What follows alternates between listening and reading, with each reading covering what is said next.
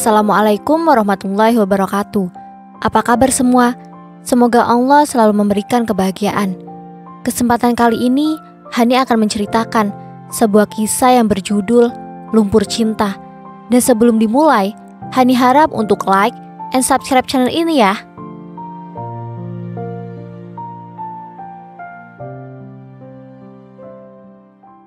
Tante Barni menghentikan langkahnya sebelum sampai ke dapur. Ia memandang ke kamar Rostanti yang pintunya terbuka sedikit. Kemudian mendekati kamar itu dan menyapanya dengan lirih. "Nggak nonton TV, Ros? Acaranya bagus tuh." "Aku belum selesai belajar, Tante," jawab Ros seraya menyunggingkan senyuman. "Belajar ya belajar, tapi nggak perlu memforsir diri. Otakmu kan perlu istirahat juga. Kalau belajar terus-terusan, nggak ada istirahatnya, juga nggak baik. Masih ada beberapa PR yang harus aku selesaikan, Tante." Tante Barni senyum-senyum, merasa bangga punya keponakan yang sudah yatim piatu namun punya semangat belajar cukup besar. Tante Barni sangat sayang kepada Ros. "Jangan belajar sampai larut malam, Ros. Jaga kesehatanmu." Sebelum Tante Barni meninggalkan kamar Rostanti, ia sempat bertanya, "Kamu sudah makan tadi, Ros?" "Belum, Tante." "Nah kan, sampai lupa makan segala kan? Jangan gitu, Ros. Nanti kamu masuk angin. Ayo makan dulu." "Nanti saja, Tante. Selesai ini aku akan makan kok." Itulah Ros, sekalipun ia yatim piatu, tanpa kedua orang tua, tanpa adik dan kakak, namun ia masih punya semangat untuk belajar. Ia bertekad ingin menjadi manusia yang mandiri. Ketekunannya dalam belajar membuat Ros punya kecerdasan yang cukup tinggi. Hanya saja ia tak tahu apakah selesai SMA ia bisa melanjutkan kuliah atau tidak. "Mudah-mudahan Om dan Tante Barni masih mau membiayaiku sampai kuliah di kedokteran," pikir Ros bila menjelang tidur. Rostanti merasa dirinya sudah tampak dewasa. Kendati masih kelas 2 SMA, ia juga bisa merasakan kasih sayang dari Om Barni. Makin lama makin melonjak tinggi. Ada kalanya semakin melewati batas, sehingga Ros sering merasa cemas. Kasih sayang Om Barni yang kelewat batas itu sejak ia naik kelas 2 SMA. Belakangan Om Barni memang sering membuat ulah yang menjengkelkan. Canda dan kelakar Om Barni mulai menjurus ke hal-hal yang rawan. Pernah juga di suatu sore ketika Tante Barni sedang mandi, Rostanti menyapu kebun belakang. Om Barni baru saja bangun dari tidur siang. Rambutnya masih kusut, matanya masih merah. Ia mengenakan kaos singlet dan sarung hitam. Lelaki berusia 37 tahun itu melangkah dengan tenang ke arah kebun. Ia berhenti di bawah pohon mangga. Wajahnya menengadah memandangi buah-buah mangga yang masih hijau. Kedua tangannya dibelakangkan. Saat itu Ros lewat di depannya sambil membungkuk, menyapu dedaunan yang berserakan di bawah pohon mangga. Dalam keadaan demikian, Om Barni sempat menatap belahan daster di bawah leher Rostanti. Lewat belahan daster itu, Om Barni bisa melihat keranuman yang ada di balik daster Rostanti, sehingga dia pun menggoda Ros. "Wah, sudah ranum buahnya ya, Ros?" Ros yang menyangka maksud Om Barni adalah buah mangga hanya menjawab, "Ah, masih mentah itu, Om." "Tapi sudah tampak segar, Ros." Begitu mata Ros menatap mata Om Barni, barulah ia tahu apa yang dimaksud Om Barni dengan kata-kata ranum. Buru-buru ia membetulkan posisi dasternya yang segera berbalik arah membelakangi omnya yang cengar-cengir nakal itu. Tetapi tanpa diduga oleh Ros, lelaki berperawakan sedang itu mendekatinya dari belakang. Dengan gesit dan secara tiba-tiba, tangan Om Barni berhasil singgah di dada Rostanti. Tentu saja, hal itu sangat mengejutkan dan hampir saja ia menjerit karenanya. Untung Ros segera sadar bahwa tantenya saat itu sedang berada di kamar mandi yang gak jauh dari situ.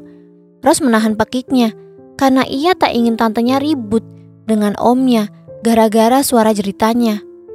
"Kamu sudah ranum, Ros," ujar Om Barni dengan suara berbisik. Ros mencoba menahan kemarahannya dan melangkah mundur.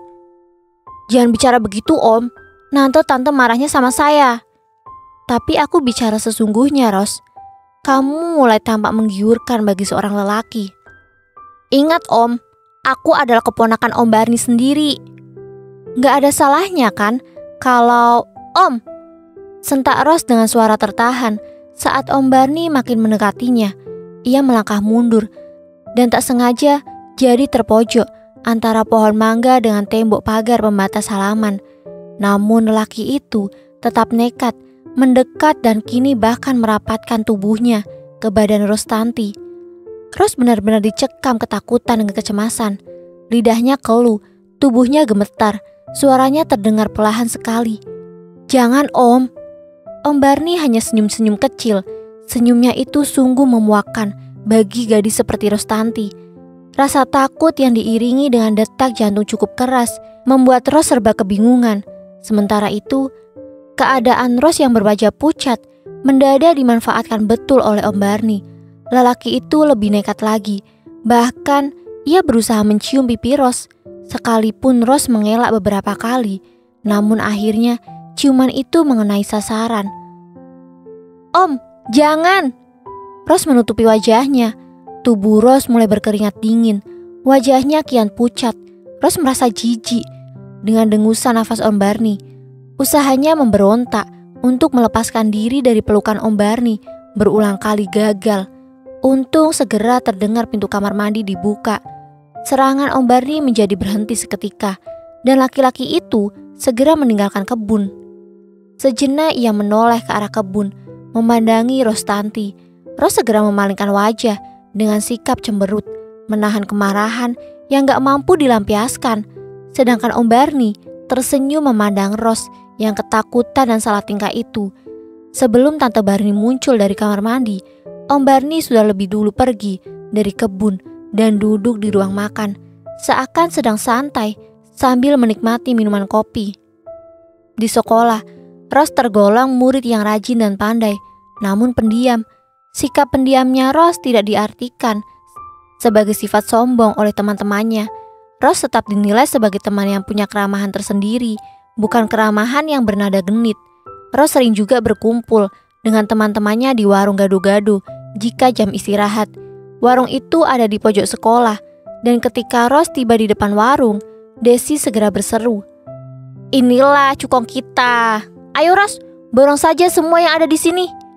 "Kamu pikir aku ini bank?" kata Ros sambil duduk di bangku dekat Desi. "Orang banyak duit gak selalu harus bekerja di sebuah bank kan?" Setelah Agus. "Ayo dong, traktir kita, gak usah malu-malu." "Memangnya aku bendahara OSIS?"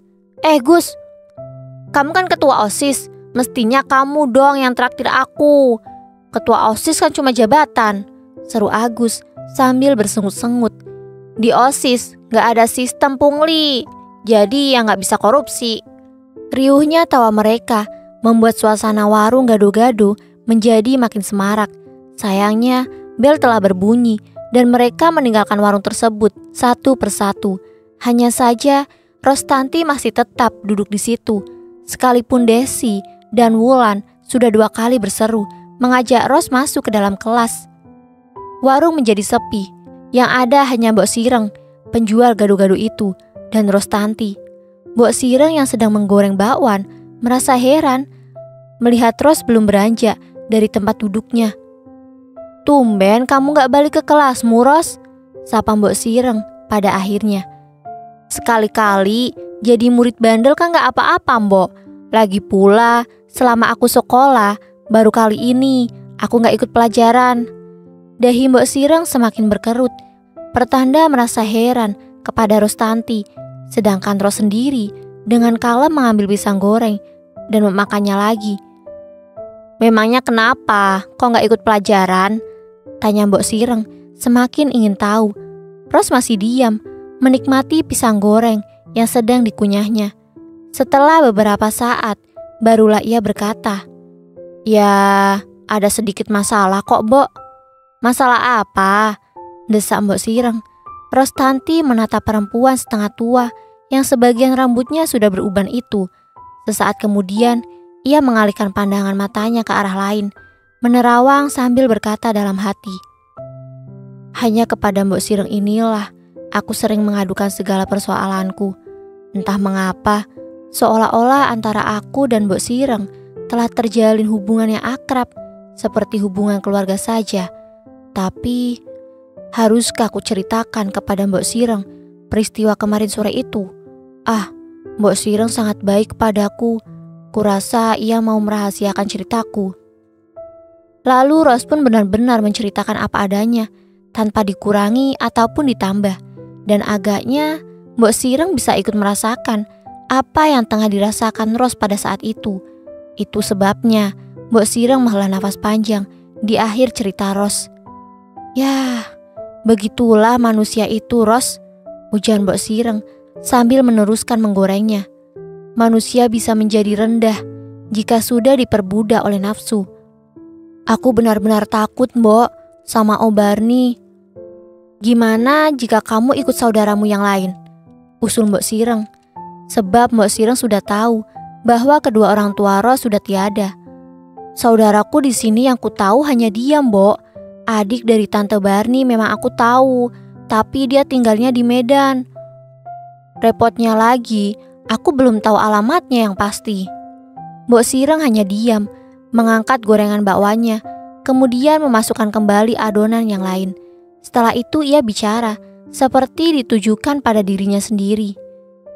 "Hidup itu penuh tantangan, dan tantangan hidupmu memang cukup berat, Ros. Ibarat mengarungi samudra. Kamu mengarunginya dengan perahu kecil dan hanya seorang diri." Kemudian ia menatap Ros dan berkata dengan nada pelan, "Yang bisa kamu lakukan hanya menghindar, mencegah, dan tabah." Ros menghela nafas panjang.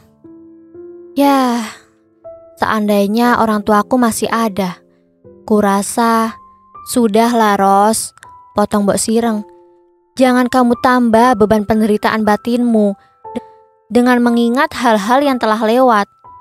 "Tapi Mbok, kenapa Om Barni tega ya sama keponakannya sendiri?" "Seperti yang kukatakan tadi, Ros, biasanya lelaki yang sudah diperbudak oleh setan itu gak sempat lagi berpikir tentang keponakan atau orang lain. Malahan ada yang tega melahap anaknya sendiri. Kamu pernah baca beritanya kan di koran? Dan kamu sendiri yang cerita sama Mbok tempo hari." Ros diam sambil manggut-manggut. Duduknya pindah ke dalam, bukan di depan warung lagi. Kini Ros berada dekat dengan penggorengan. Hawa panas yang membakar tidak dihiraukan lagi. Dia duduk di bangku kecil yang biasa dipakai duduk oleh Mbok Sireng jika menggoreng sendirian. Ketika Mbok Sireng mengangkat bakwan dari penggorengan, tanpa diperintah, Ros memasukkan adonan berikutnya ke dalam penggorengan. "Menurut Mbok Sireng, apakah aku sudah kelihatan dewasa?" Ros bertanya tanpa memandang Mbok Sireng. Mbok Sireng tersenyum dan menjawab, "Kamu bukan hanya tampak dewasa lagi, tapi juga cantik kamu, Ros." Si Mbok. "Loh, beneran? Bukan hanya cantik, malah kelihatan seksi." Mbok Sireng, beneran, Ros. Pertumbuhan tubuhmu begitu pesat dan mempunyai bentuk yang bisa mengundang gairah tiap lelaki." Ros diam, sedikit tersipu. Setelah itu baru bertanya, "Jadi, untuk menghadapi masalah Om Barni itu, menurutmu apa yang kulakukan, Mbok?" "Yaitu tadi, menghindar, mencegah, dan tabah." "Maksudnya menghindar gimana?" "Ya menghindar pertemuan dengan ommu itu, dari suasana sepi atau suasana yang memungkinkan ia akan berbuat lebih nekat dari kemarin sore." "Kalau maksudnya mencegah gimana?" "Mencegah hal-hal yang bisa menimbulkan gairah seorang lelaki. Misalnya, jangan pakai pakaian yang ketat atau terlalu mini, sehingga menimbulkan rangsangan bagi ommu itu. Soalnya, aku berani bertaruh deh, setiap lelaki akan menelan ludah bila melihat pahamu yang putih mulus dengan bentuk betis yang indah itu, Ros." Si Mbok. "Mbok Sireng bisa aja kalau memuji," ujar Ros makin tersipu. Ros memang cantik, hidungnya bangir, dan matanya bulat bening, kulitnya kuning langsat, dengan rambut panjang sebatas punggung Dia punya rona kelembutan dari kecantikannya itu. Hanya itu yang dimiliki Rose dari segi fisiknya. Namun Rose tidak mempunyai kekuatan seperti seorang lelaki, sehingga akhirnya ia jatuh juga ke dalam pelukan Om Barney. Walaupun Rose sudah menjalankan teori dari Mbok Sireng tentang menghindar, mencegah, dan tabah. Namun nyatanya Om Barney bukan lelaki yang gampang menyerah. Ia menggunakan kekuatan tenaganya dalam menundukkan Rostanti. Ketika itu, Rose sedang mengulang soal-soal ulangan bulan lalu. Tiba-tiba Om Barney muncul di kamar Rose. Seketika itu juga, hati Rose menjadi ciut. Debar-debar jantungnya berubah kencang. Apalagi ia sendiri menyadari bahwa malam itu tantenya sudah tidur karena kurang sehat. Dan kedua adiknya masih tinggal bersama neneknya di Blitar. Oh, dada Rose menjadi sakit karena detakan jantungnya semakin kuat. Dia jadi tak bergairah untuk meneruskan belajarnya. Sudah selesai ulangan umumnya, Ros? Belum, Om. Minggu depan baru akan dimulai. Jawab Ros mencoba menenangkan diri sebisanya. Kira-kira kamu naik nggak tahun ini? Tanya Om Barney. Ros yakin itu hanya basa-basi saja. 90% naik, Om. Om Barney mengangguk-anggukan kepalanya. Rokoknya yang sudah pendek itu disentilkan ke kebun. Bara apinya melesat bagai kunang-kunang terbang. Kemudian ia berkata lagi sambil membuka-buka buku Rostanti. Tahun depan berarti kamu sudah lulus SMA ya, Ros? Iya, Om. Jawab Ros pendek. Ia benar-benar menjadi gelisah ketika ia berusaha untuk keluar dari kamar dengan alasan mau ke kamar mandi. Om Barney justru menahannya, menggenggam tangan Ros dengan kuat. Ros, bisik Om Barney mulai aneh. Rencana Ros untuk menghindari Om Barney kayaknya sudah terlambat. Mata lelaki itu tak berkedip dalam memandangi Rostanti. Sementara itu, jantung Ros semakin berdebar dan persendian tulangnya mulai terasa gemetar. Om Barney yang sudah berada di dalam kamar Rostanti itu segera menutup pintu kamar tersebut. Ros mulai cemas, kesedihan, dan rasa takutnya bergumul menjadi satu, membuatnya semakin gelisah. Apalagi Om Barney sendiri yang mematikan lampu di kamar Ros. Jangan, Om, nanti ketahuan Tante, bisik Rostanti dengan suara gemetar. Om Barney nekat dengan berkata, Tantemu sudah tertidur nyenyak, dia gak bakalan bangun sampai pagi nanti. Tapi Om, jangan, kasihanilah saya, Om, pinta Ros dengan permohonan yang mengharukan. Om Barney tidak peduli, dia tidak mau mendengar permohonan itu lagi. Ia segera memeluk Rostanti. Rostanti bermaksud menghindar, tapi kakinya membentur meja, dan ia pun limpung, lalu jatuh di atas ranjang. Malam itu, Om Barney menikmati impiannya selama ini. Rostanti menahan tangisnya kuat-kuat, agar tidak terdengar dari luar kamar. Ia sangat khawatir, kalau kejadian itu dipergoki oleh tantenya. Klek, terdengar kamar tidur tantenya dibuka. Pasti Tante Barney bangun. Ros menjadi semakin tegang dan berdebar-debar. Om, Tante, bisiknya di sela tangis. Kalau saja Om Barney tidak segera bersembunyi di kolong ranjang, tentu keadaan akan menjadi lain. Perang besar akan terjadi di tengah keluarga Barney. Di sisi lain, Rostanti akan merasa terjepit dan serba salah jika perbuatan tersebut diketahui oleh tantenya. Keberhasilan menutupi perbuatan tersebut memang cukup melegakan hati Rostanti, tetapi hanya sekejap saja, sebab dia yakin bahwa Om Barney akan mengulang dan mengulang lagi tindakannya yang tak senonoh itu. Kamu baik sekali padaku, Ros. Kurasa ada baiknya juga kamu tetap meneruskan sekolahmu, ujar Om Barney. Nyatanya, Ros memang tetap bersekolah. Bahkan sekarang ia telah naik kelas 3 dengan ranking pertama. Ros masih bisa mempertahankan rankingnya, kendati jiwanya diliputi kegelisahan tentang sikap dan perilaku Om Barney. Di kelasnya, Ros menjadi semakin pendiam, jarang tersenyum. Ia merasa sudah tidak suci lagi, sehingga tidak memiliki kebanggaan sedikit pun sebagai seorang gadis cantik. Sekalipun kata teman-temannya Kecantikan Rose makin hari makin bertambah mengagumkan. Tetapi Rose tidak merasa bangga dengan pujian tersebut. Sampai suatu hari, Rio, teman satu sekolah tapi berbeda kelas, mulai memberanikan diri mendekati Rostanti. Tiap pulang sekolah, Rio selalu memboncengkan Rose dengan motornya. "Rose, aku pengen nonton film komedi kesukaanku. Kamu mau ikut?" "Aduh, pulangnya jam berapa? Kalau terlalu malam, bisa kena semprotan teku." "Kita nonton yang jam 2 saja. Pulangnya jam 4 sore. Gak terlalu malam kan? Gimana?"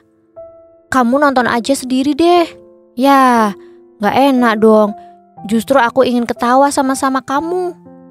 "Mau ketawa saja pakai ngajak orang lain. Ketawa aja sendiri." "Ros, belakangan ini aku sering punya keinginan untuk ngajak ketawa kamu. Aku kepengen ngajak kamu senang-senang, selalu ceria.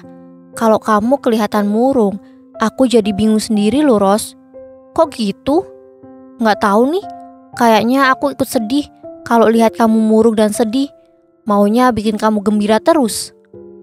Waktu itu mata mereka beradu pandang. Ros merasa ada getaran halus di hatinya. Namun ia berusaha agar perasaannya tidak terbawa oleh getaran tersebut. Ros tersenyum, kemudian mengalihkan pandangan matanya. "Ros," panggil Rio pelan. Ros pun berpaling memandang Rio. Tapi karena Rio diam saja, walau tetap menatap Ros pun jadi salah tingkah. Akhirnya ia berlagak marah. "Apaan sih? Manggil-manggil, giliran yang dipanggil nengok, kamunya diam aja." Rio tertawa kecil. "Aku ingin tanya sesuatu, tapi aku takut kamu marah." "Mau tanya apaan?"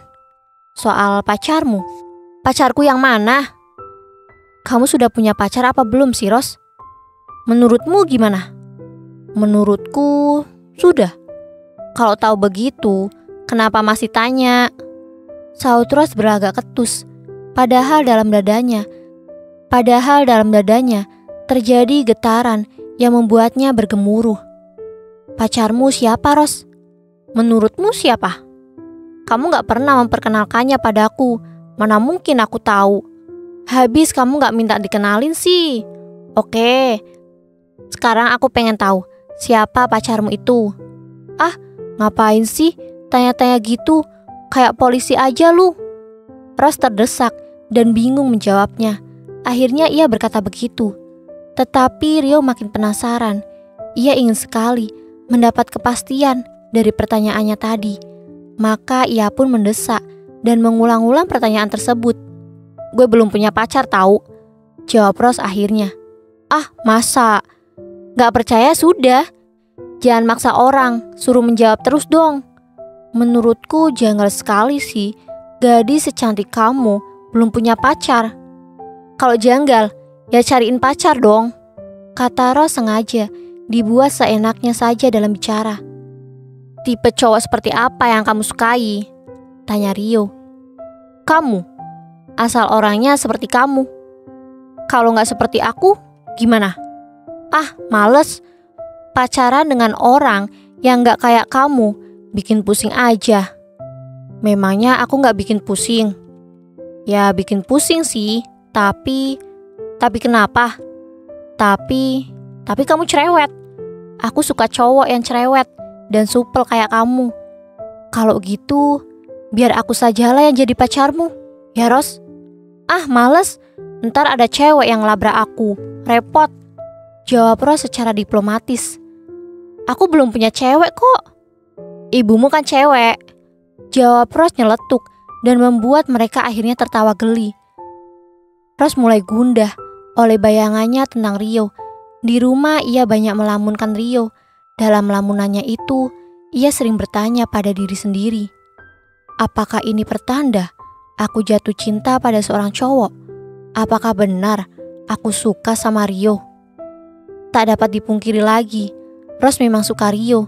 Bunga-bunga yang tumbuh di hatinya saat berduaan bersama Rio adalah pertanda dari harapan Ros yang ingin selalu berdekatan dengan Rio. Segenggam kebahagiaan terukir dalam angan-angan Rostanti, membuatnya tak bisa tidur. Kegelisahan Ros mulai terasa begitu menyiksa jiwa. Kebahagiaan itu kian lama kian berubah menjadi sebuah kebimbangan. Ros tahu ia jatuh cinta kepada Rio, dan Rio pun demikian. Tapi Ros tak tahu apa yang akan terjadi jika Rio mengetahui bahwa dia sudah tidak suci lagi. Haruskah aku berterus terang padanya? Rasa-rasanya kok terlalu dini kalau aku bicara soal itu kepada Rio. Tapi aku gak ingin mengecewakan Rio di puncak kebahagiaannya nanti. Begitulah kecamuk di hati Ros jika malam menjelang sepi dan hening pun menciptakan sejuta bayang-bayang. Sebaris bayang-bayang indah pun pudar begitu Ros mendengar suara pintu kamarnya diketuk pelan-pelan. Ros tak mau membukakan pintu sebab ia tahu pasti itu Om Barni yang mengetuknya.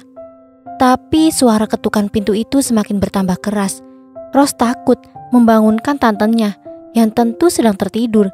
Daripada nanti tantenya bangun lalu timbul keributan, Ros akhirnya membukakan pintu kamarnya. Benar dugaannya, Om Barni tersenyum di balik pintu. Senyumannya itu bagi Ros seperti seringai iblis yang amat memuakkan. "Belum tidur, Ros?" sapa Om Barni sambil mendesak masuk ke dalam kamar. Ros benci sekali. Ros ingin memaki-maki lelaki itu, tapi ia ingat ancaman Om Barni pada suatu malam. "Sekali kau tolak kehadiranku, maka esoknya kau akan keluar dari sekolahanmu." Itulah yang ditakutkan Ros. Apapun resikonya, ia masih ingin meneruskan sekolahnya. Kalau nanti sudah lulus SMA, ia akan bekerja dan membiayai kuliahnya sendiri. Tak perlu bergantung pada omnya. Tapi sekarang ini Ros belum mampu untuk mandiri. Bekal yang dimiliki hanya ijazah SMP yang nilainya tak seberapa tinggi untuk mencapai pekerjaan di zaman sekarang. "Sudah seminggu lebih aku gak memelukmu, Ros. Aku kangen," bisik Om Barni. Wih, memuakan sekali bagi Ros. Tapi sesuatu yang memuakan itu toh harus ditelannya mentah-mentah. Ros diam saja. Sialan juga tantemu itu, Ros. Sudah seminggu ini ia betah melek. Sampai larut malam ia bangun tidur, dan aku sudah tertidur lebih dulu sehingga gak sempat menyelinap kemari.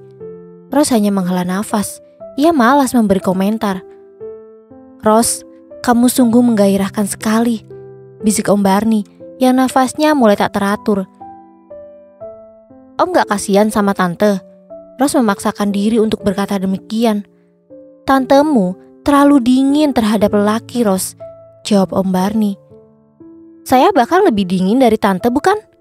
Tapi kamu punya kelebihan yang gak dimiliki oleh tantemu. Kamu lebih menggairahkan daripada dia, Ros." Omong kosong, itulah bantahan Ros dalam hati. Baginya omongan lelaki macam Om Barni hanyalah sebaris kepalsuan yang benar-benar menjijikan. Pada dasarnya, Ros tahu bahwa dirinya dimanfaatkan oleh Om Barni. Ia diperas, dipaksa untuk melayaninya, mumpung Ros sedang membutuhkan biaya untuk melanjutkan sekolah. Benar-benar iblis berhati serigala Om Barni itu. Ros menyimpan dendam setiap selesai melayani lelaki itu.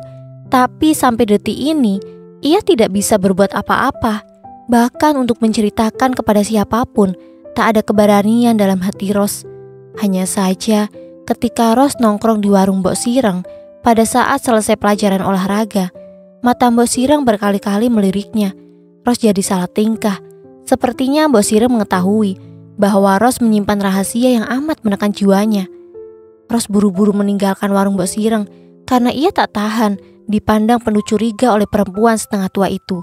Namun sebelum Ros pergi menghindar dari Mbok Sireng telah memanggilnya lebih dulu. "Ros, Mbok minta tolong ya, angkatkan air di ember itu. Tangan Mbok rematiknya lagi kambuh nih." Iba hati Ros, maka ia pun segera mengangkatkan ember berisi air dari luar ke dalam. Oh, rupanya akan dipakai untuk mencuci piring yang dipakai makan oleh para pembeli. "Ros," suara Mbok Sireng membuat langkah kaki Ros yang ingin keluar dari warung ini tertahan. "Apa sebenarnya yang selama ini terjadi pada dirimu, Ros?" "Maksud Mbok?" Ros berlagak bingung. "Kamu berubah, Ros," bisik Mbok Sireng. Ros memaksakan diri untuk tertawa, biar dianggap merasa lucu mendengar bisikan Mbok Sireng. Tapi orang tua itu agaknya sama sekali tak bisa dibohongi. "Katakan, Ros, selama ini Mbok memperhatikan kamu. Mbok punya dugaan sendiri.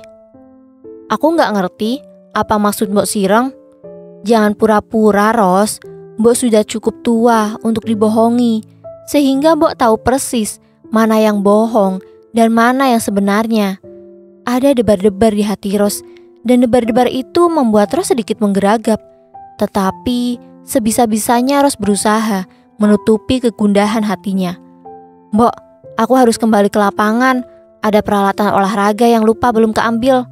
Ros, tunggu dulu, cegah Mbok Sireng. Ros berhenti, tapi tidak mendekat. Hanya berpaling di pintu belakang warung. Mbok Sireng pun tidak mendekat, namun menatapnya nanar, berkata samar-samar, "Tabahkanlah hatimu, Ros." Hanya itu yang diucapkan oleh Mbok Sireng. Ros menjadi keluh lidahnya. Tak ada yang bisa diucapkan. Ia pun segera pergi untuk menghindari kegugupannya. Aneh, gumam Ros ketika membersihkan tangannya di kamar mandi sekolah. Mbok Sireng sepertinya mengetahui apa yang terjadi pada diriku. Apa ada yang memberitahukan tentang keadaanku kepadanya? Rasa-rasanya aku gak pernah bilang kepada siapapun kalau aku sudah dinodai oleh omku sendiri. Lantas, Mbok Sireng tahu dari mana kalau keadaanku sudah berubah? Apakah dia paranormal? Atau mungkin dia hanya sok tahu dan kebetulan bertepatan dengan keadaanku yang sebenarnya?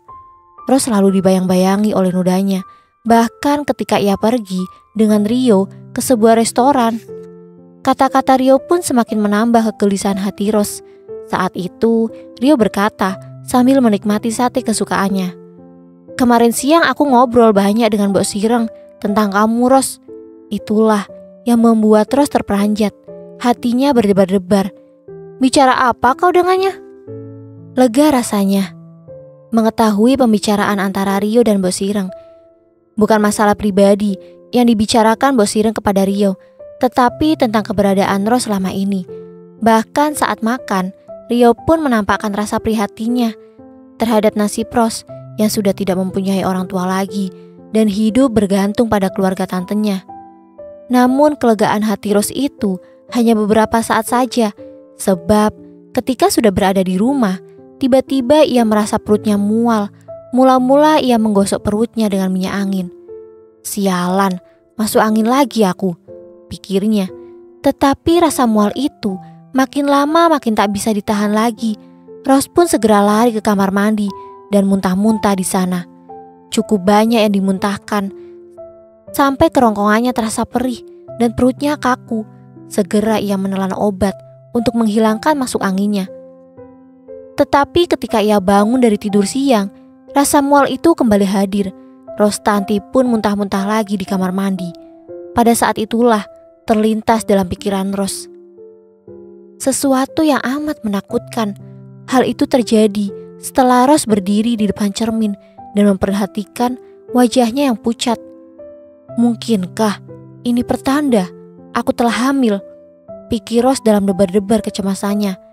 Kata orang, kalau seorang perempuan merasa mual dan muntah-muntah, ditambah kepucatan pada wajahnya, itu berarti dia mengalami perubahan dalam tubuhnya. Apalagi selama ini aku merasa lemas dan malas. Kalau pagi rasa-rasanya ngantuk sekali. Wah, gawat juga kalau sampai aku hamil.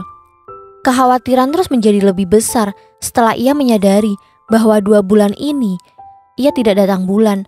Hari-hari berikutnya ia mulai malas makan. Ia lebih menyukai buah-buahan yang asam rasanya.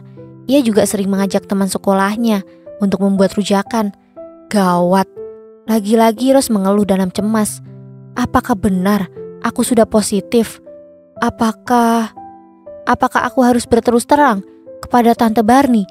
Atau aku memeriksakan diri dulu ke dokter spesialis kandungan?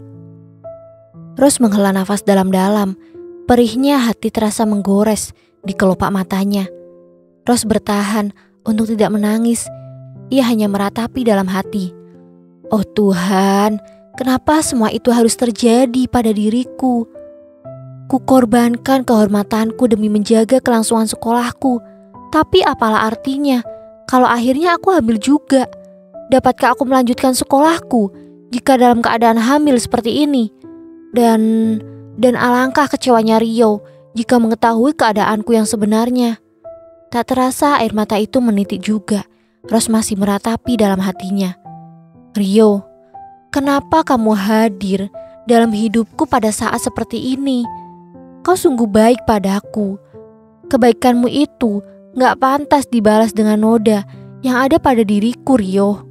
Kemudian Ros mengambil selembar surat yang pernah diterimanya dari Rio beberapa hari yang lalu dari dalam laci meja belajarnya. Ros membacanya dengan air mata menggenangi sepasang matanya yang berbulu lentik itu. Tak dapat kukatakan lebih dari itu, Ros. Aku hanya ingin dekat denganmu, lebih dekat dari sekarang. Aku ingin menyayangimu, lebih sayang dari saat ini. Ros menarik napas panjang, berat sekali rasanya. Menyesakkan dada, surat itu dilipat dan disimpannya lagi ke dalam laci. Lalu Ros membaringkan tubuhnya ke tempat tidur. Matanya berkedap-kedip, memandangi langit-langit kamar. Di sana, terbayang lagi beberapa adegan yang dialami bersama Om Barni. Juga bayangan indah yang pernah dilewatinya bersama Rio. Sungguh, mengiris hati bayangan itu. Ros tak tahan. Akhirnya ia melepaskan tangisnya. Tanpa malu-malu lagi, ia memeluk guling sebagai peredam tangis kemalangannya itu. Minggu pagi, udara cukup cerah, walau embun telah mengering. Hanya hati Rostanti yang tidak dapat mengenyam kesegaran pagi itu. Sebelum berangkat ke Bogor, Om Barni sempat menelpon kenalannya. Sementara itu, Ros sedang membenahi meja makan, membawa piring-piring kotor ke tempat cucian piring. Namun, tiba-tiba Ros terperanjat. Kaget karena sebuah teguran yang datang dari belakangnya. "Kau sudah sarapan, Ros?" Ros tersenyum melihat Om Barni sudah ada di belakangnya. Lalu dengan suara yang dibuat lembut, Ros menjawab, "Belum, Om, nanti saja." "Kenapa gak sekarang saja makannya?" "Saya lagi gak doyan makan, Om." "Kenapa begitu?" tanya Om Barni lembut. Ia juga mulai memeluk Ros dari belakang. Sekalipun Ros berusaha menghindar, namun kecepatan tangan Om Barni sungguh luar biasa. Tawanya pun menghambur terkekeh menjijikan. Ros hanya bisa mendesah, namun tak berani menghindar. Ia ingat ultimatum yang pernah diberikan Om Barni. "Makanlah, jangan sampai terlambat, nanti kamu sakit," bisik Om Barni. "Saya gak bisa menelan nasi, Om." "Kenapa? Kamu sakit?" Ros menggeleng. Saya hamil, Om." "Hah?" Om Barni tersentak kaget. Pelukannya segera dilepaskan. Ros menjadi malu, bingung, takut, dan sedih. Perasaan yang bercampur aduk membuat Ros hanya menundukkan kepala. Kamu hamil?" Ros mengangguk, menahan tangisnya. "Kau tidak meminum obat yang kuberikan padamu selama ini?" "Sudah, Om. Tapi nyatanya sudah 2 bulan. Aku gak haid, Om." "Astaga." Om Barni menghembaskan nafas dengan wajah menegang. Ia duduk di kursi makan dan termenung sesaat. "Jika Om Barni sangsi, Om bisa memeriksa saya kepada seorang dokter." Keheningan terjadi sampai beberapa saat lamanya. Kemudian Om Barni membuka suara ketika Ros bermaksud menyingkirkan sisa telur dadar dari meja makan ke almari makan. "Ros, gugurkan kandunganmu secepatnya." "Kita sudah banyak berbuat dosa, Om. Dan bayi yang saya kandung ini tidak berdosa. Kenapa mesti kita bunuh?" "Lantas maumu apa, hah?" bentak Om Barni mulai menampakkan kemarahannya. Ia benar-benar tampak gusar. "Saya gak ingin menambah dosa lagi, Om. Gugurkan kataku. Kita belum terlambat," sahut Om Barni. "Yang saya inginkan bukan seperti itu, Om." "Terus, apa yang kamu inginkan dariku? Menuntut tanggung jawab?" "Sudah selayaknya jika hal itu saya lakukan, Om. Enak saja, bisa hancur rumah tanggaku kalau menuruti keinginanmu, Ros. Om sendiri yang telah menghancurkannya," balas Ros mencoba memberanikan diri untuk membantah. "Enggak, Ros. Pokoknya bayi itu harus digugurkan. Sekarang juga kau ikut aku pergi ke rumah kenalanku yang menjadi dokter." "Haruskah begitu, Om?" "Iya, harus begitu. Aku nggak ingin rumah tanggaku hancur gara-gara kamu. Ros semakin sedih. Air matanya mulai meleleh, membasahi pipinya yang berkulit halus dan lembut itu. Kenapa Om Barni melimpahkan kesalahan pada saya? Bukankah dari awal saya sudah menolak untuk menuruti keinginan Om Barni? Tapi nyatanya kau mau juga kan? Karena saya ingin tetap sekolah, Om. Kalau kamu hamil begini, mana bisa kau tetap sekolah? Jadi, kalau kau ingin tetap melanjutkan sekolahmu, ya gugurkan kandunganmu itu. Itu tidak mungkin, Om. Nyawa seorang bayi lebih berharga daripada nyawa orang-orang semacam kita ini. Bantah Rostanti dengan tangisnya yang mulai menghambur. Tubuhnya bergerak-gerak karena isakan tangis yang kuat. Ros pun duduk di salah satu kursi meja makan, tepat berhadapan dengan Om Barni. Dengan wajah memerah karena marah dan karena kebingungan, Om Barni bertanya, "Jadi maumu apa sebenarnya? Aku harus mengawinimu, begitu?" Hanya itu jalan yang ada di depan kita, Om. Sinting apa kau ini? Lebih sinting lagi kalau Om paksa saya untuk membunuh bayi ini. Om Barni menengus kesal. Tantemu pasti tidak akan setuju, Ros. Kau akan dilabrak. Bisa jadi kau akan dibunuh oleh tantemu sendiri. Dan lagi, aku masih mencintai tantemu. Aku gak akan menceraikan dia dan menikah denganmu.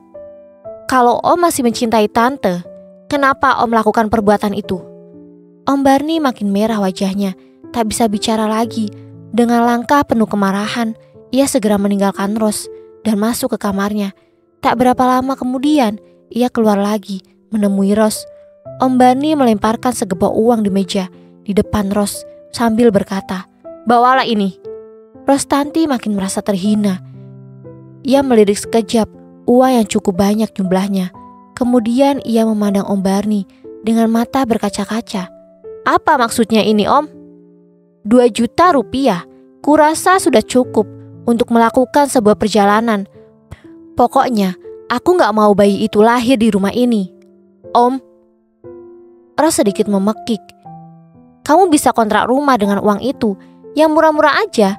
Sisanya kau pakai jualan apa saja yang laku dijual. Air mata Rostanti makin membanjir. Ia tidak menyentuh uang itu. Ia hanya menundukkan kepala sambil mengisak penuh duka. Di sela tangisnya itu Om Barni sempat mendengar Ros berkata, "Semurah inikah harga diriku?" "Terserah kau mau bilang apa. Pokoknya kalau kamu gak mau menggugurkan bayi itu, berarti kamu harus cepat-cepat pergi dari rumah ini. Begitu saja, sudah, aku mau berangkat ke Bogor." Om Barni pergi, meninggalkan Rostanti yang menangis berkepanjangan. Hatinya hancur, menjadi serpihan-serpihan kecil yang tak dapat direkatkan lagi. Matanya yang basah itu menatap uang di meja, lalu hatinya yang hancur masih sempat berkata, "Rupanya selama ini aku dianggapnya sebagai perempuan murahan. Benar-benar Om Barni itu. Ia membeli kesucianku dengan harga 2 juta rupiah. Apakah itu bukannya sangat merendahkan diriku?" Rostanti benar-benar bingung. Ia gak tahu lagi akan dibawa kemana bayi dalam kandungannya itu. Di dalam kekacauannya itu, Ros terbayang wajah Mbok Sireng, si penjual gado-gado dan makanan gorengan di sekolahnya. Apakah Mbok Sireng juga setuju jika aku menerima uang ini? Pikirnya, apakah aku harus mengadukan masalah ini kepada Tante Barni? Ah, tidak, kasihan tanteku. Dia sangat sayang kepadaku. Dia akan shock jika mendengar kabar kehamilanku ini. Bahkan mungkin dia tidak akan mau percaya jika aku katakan bahwa suaminya yang telah menanam benih dalam kandunganku.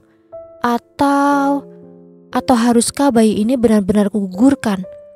Akhirnya Ros mengambil keputusan. Aku harus pergi dari sini. Aku harus menyelamatkan rumah tangga tanteku. Sebelum peristiwa ini berkepanjangan, aku harus sudah menghilang dari depan Tante Barni. Tapi kemana aku harus pergi? Bukan hanya itu yang dipikirkan Rostanti, tetapi juga tentang Rio. Ya, bagaimana dengan Rio? Pantaskah aku berada dalam pelukannya jika keadaanku sedang mengandung bayi dari lelaki lain? Tapi seandainya aku ceritakan kepada Rio, apakah Rio bisa mengerti tentang nasibku ini? Ah, jangan. Rio jangan sampai tahu hal ini. Terlalu menyakitkan baginya. Aku gak ingin menyakiti hatinya.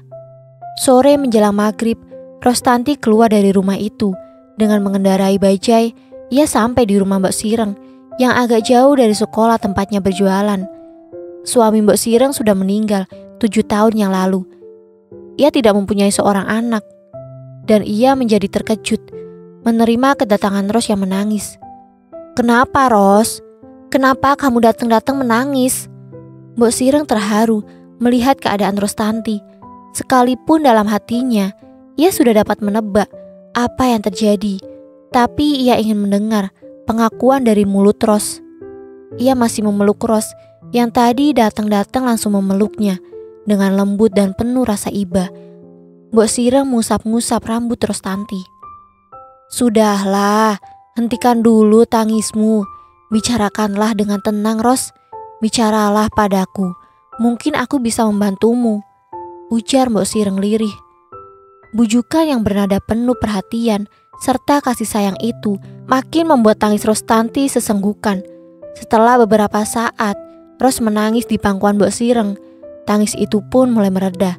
Tinggal sisa isaknya yang membaur dengan kata mengharu biru, menceritakan peristiwa duka yang dialaminya. "Mbok, Om Barni mengusirku, Mbok. Ya Allah, apa yang kukhawatirkan akhirnya terjadi juga," gumam Mbok Sireng perlahan. Makin diusapnya kepala Ros, makin digegamnya tangan gadis itu.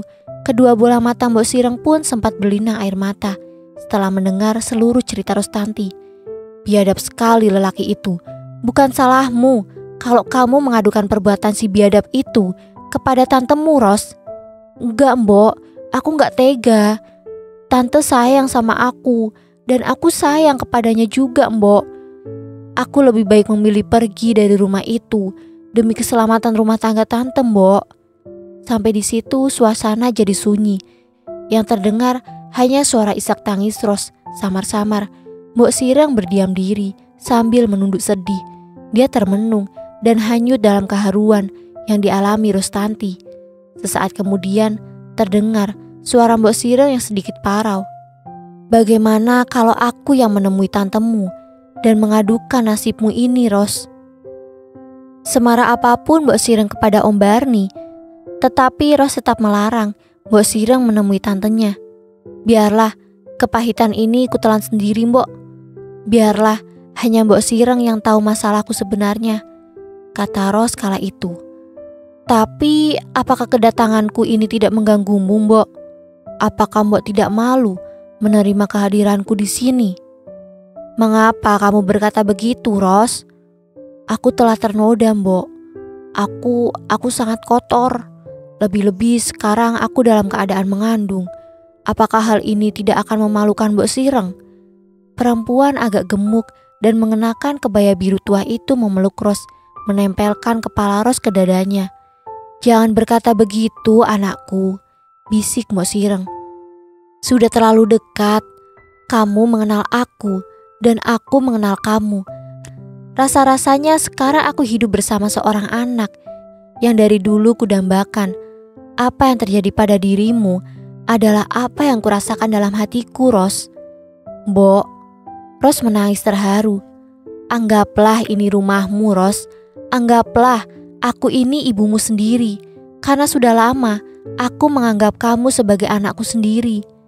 Ros sendiri sudah sekian lama merindukan kasih sayang dari seorang ibu.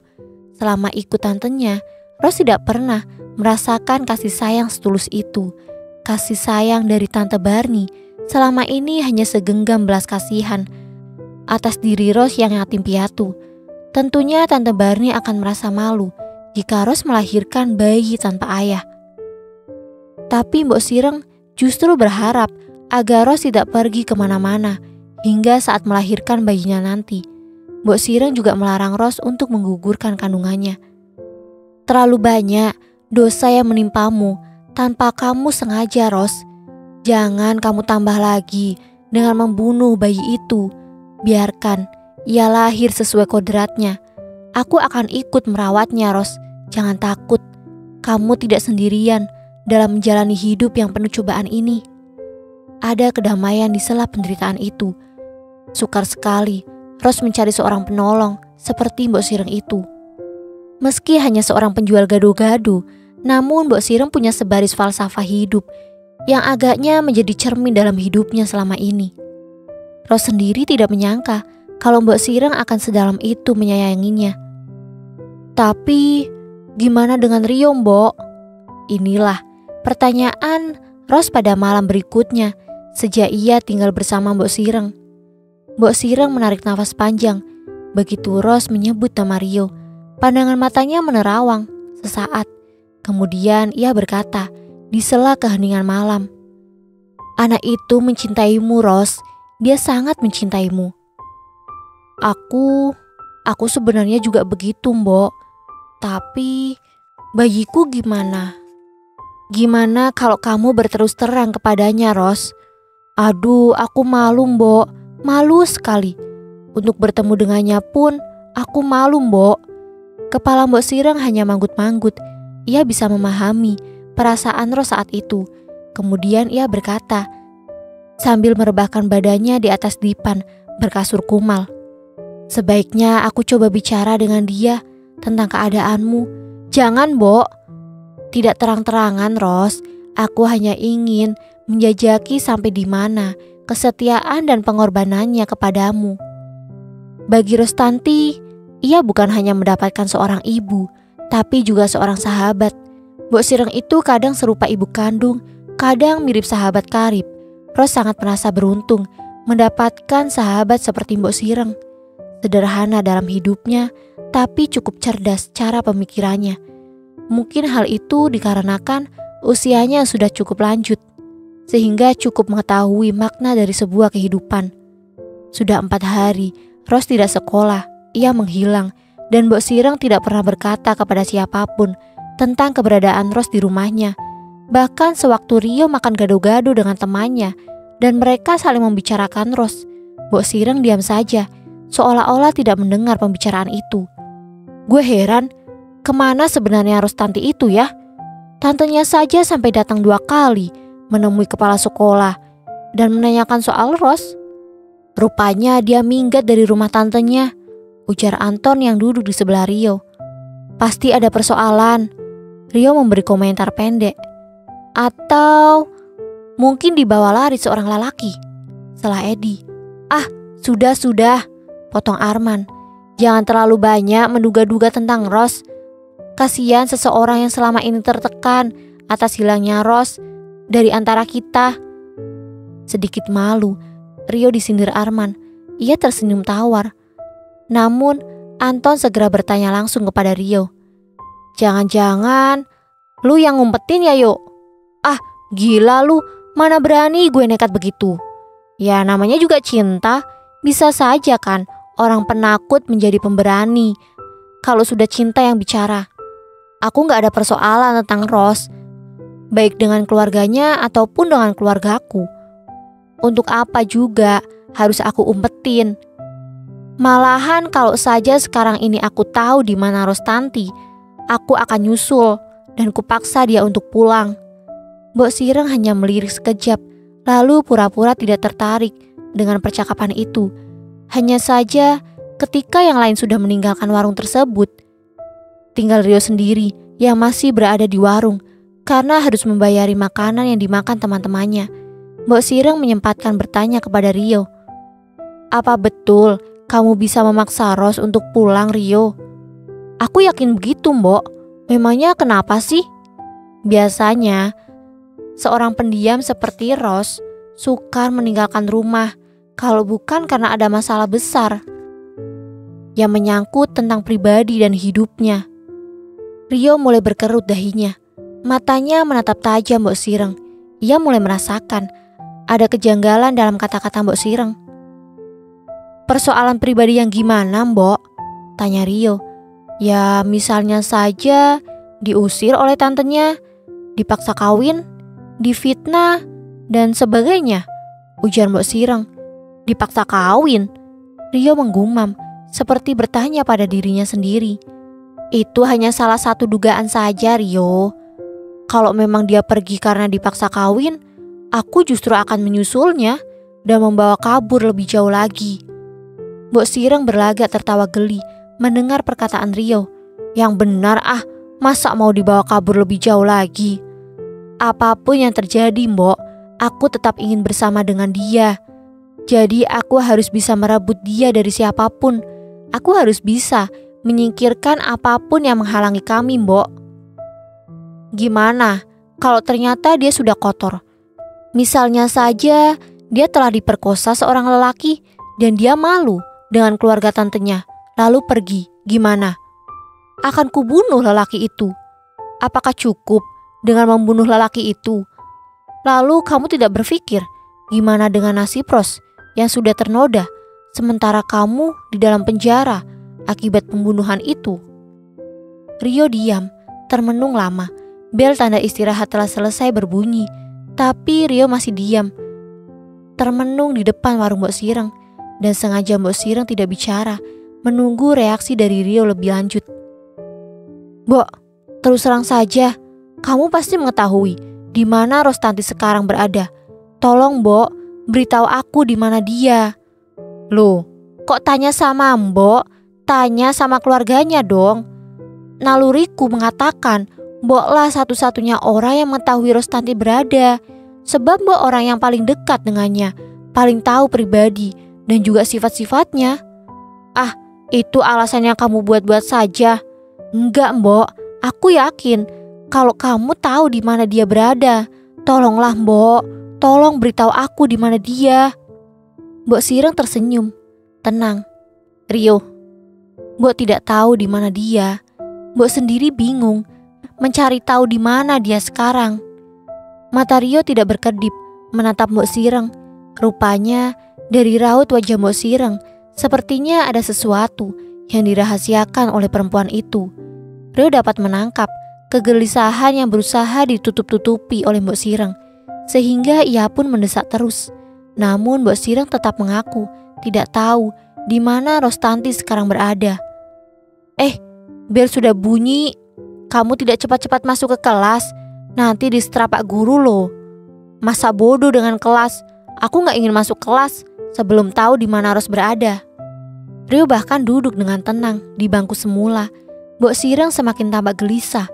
Bahkan ia merasa tak enak ketika seorang guru kelas 1 yang masuk ke sebuah kelas sempat memandang beberapa saat ke arah warungnya. Mbok Sireng takut dianggap warungnya dipakai tempat bolos murid-murid di situ. Masuklah sana yo, jangan menimbulkan kemarahan gurumu. Pokoknya aku akan tetap di sini kalau Mbok Sireng gak memberitahu di mana Rostanti bersembunyi. Mbok Sireng menghela nafas, geleng-geleng kepala, memandangi Rio yang kayaknya keras kepala itu. Datang kemari pada saat bubaran sekolah nanti, kata Mbok Sireng beberapa saat kemudian. Katakan dulu, di mana dia, Mbok? Rio tetap ngotot. Mbok tidak bisa bicara sekarang, tapi ada sesuatu yang ingin Mbok sampaikan kepada kamu. Sesuatu apa? Peristiwa yang dialami Ros, tapi nanti saja ceritanya, jangan sekarang. Kini kamu harus masuk kelas dulu, biar Mbok tidak dianggap menyediakan tempat untuk bolos bagi murid-murid bandel kayak kamu ini. Tak ada pilihan lagi buat Rio. Ia harus mengikuti pelajaran biologi, tetapi konsentrasinya sama sekali buyar. Apa yang diterangkan oleh gurunya tak pernah singgah dalam otaknya. Otak Rio menjadi tegang, kegelisahan melilit jiwanya. Rasa tak sabar dan ingin segera pulang membuat Rio mendesah dan berdecak beberapa kali. Ketika bel tanda pelajaran usai, Rio segera berlari ke warung Mbok Sireng. Waktu itu Mbok Sireng sedang melayani murid-murid yang masuk siang. Ada 7 murid di situ, dan Rio pun menahan emosinya yang segera ingin tahu cerita tentang Ros. Ketika bel berbunyi, tanda murid siang segera masuk ke kelas. Warung pun menjadi sepi, hanya Rio yang ada di situ, menunggu Mbok Sireng selesai mencuci beberapa piring dan gelas. Melihat Rio tak sabar, Mbok Sireng tersenyum. Kemudian ia duduk di samping Rio yang masih menggantungkan tas di pundaknya. Ros kena musibah. Rio tersentak kaget, matanya terbelalak lebar, menatap Mbok Sireng. Musibah apa? Kecelakaan?